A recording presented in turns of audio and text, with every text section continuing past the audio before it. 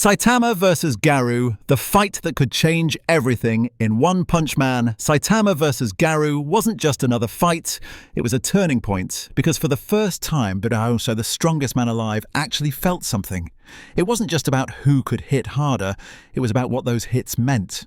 This battle wasn't hero versus villain, it was belief versus reality, humanity versus godhood. And if things had gone just a little differently, One Punch Man wouldn't just be a parody, it'd be a tragedy. Let's talk about how the Saitama versus Garou fight changed the anime forever, and the insane what-if scenarios that could have rewritten the entire story.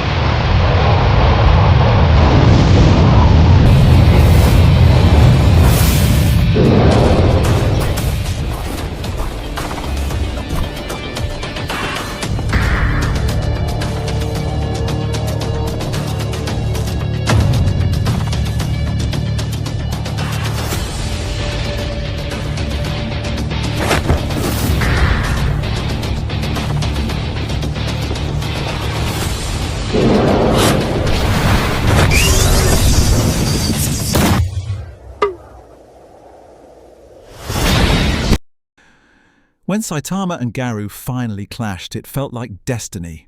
Two men who couldn't be more different, yet somehow completely the same. Saitama, the man who lost all purpose because he was too strong. Garou, the man who found purpose in defying every rule of strength. Their fight wasn't about saving the world, it was the world. The raw emotion, the destruction, the speed. It was the moment One Punch Man stopped being a comedy and became a cosmic-level drama. And the craziest part? For a split second, Saitama wasn't in control. He wasn't the calm, bored hero anymore. He was angry. This was the first time in the entire series where Saitama wasn't laughing. When Genos died, even temporarily, something snapped. For years, fans joked that Saitama couldn't lose because he's a parody of shonen power scaling. But this fight proved something deeper, Chad, that invincibility doesn't mean peace. The look in his eyes when he held Genos's core wasn't rage, it was grief. And in that grief, we saw a Saitama we've never seen before. Human, vulnerable, lost. That moment changed how we see him forever. Because when a man who can't be beaten finally feels pain, that's the most dangerous version of him possible.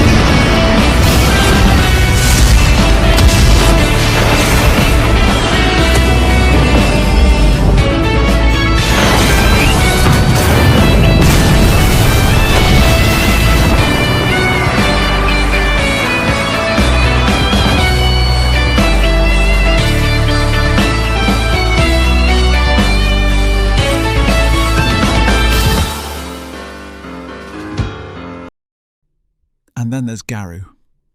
Garou wasn't a villain. He was a mirror, a reflection of every broken ideal in the hero world. His monsterization wasn't evil, it was desperation. He wanted to destroy heroes to expose their hypocrisy, to show that justice isn't as clean as people think. But when he faced Saitama, he realized something horrifying. All the fighting, all the rage, all the training meant nothing because you can't beat someone who's already conquered purpose itself. And yet, in his defeat, Garou gave Saitama something no one else ever could, a reason to care again. That's why this fight isn't about who won, it's about who changed. Now imagine this. What if Garou actually beat Saitama?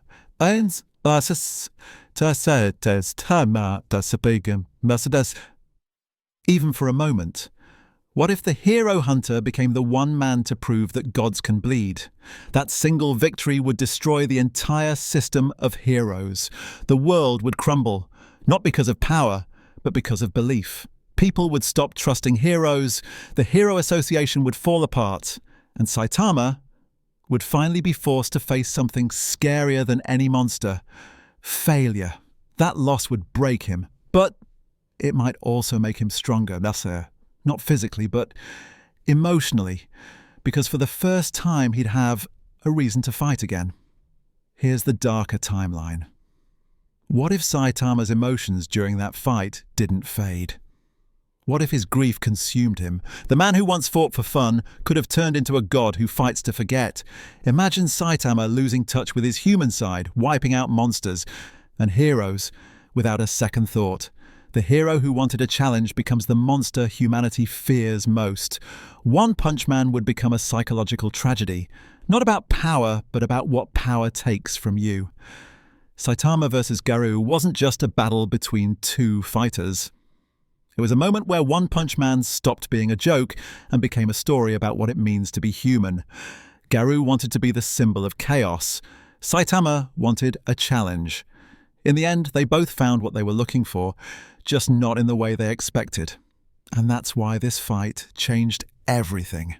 Because the real victory, wasn't the punch, it was the emotion behind it.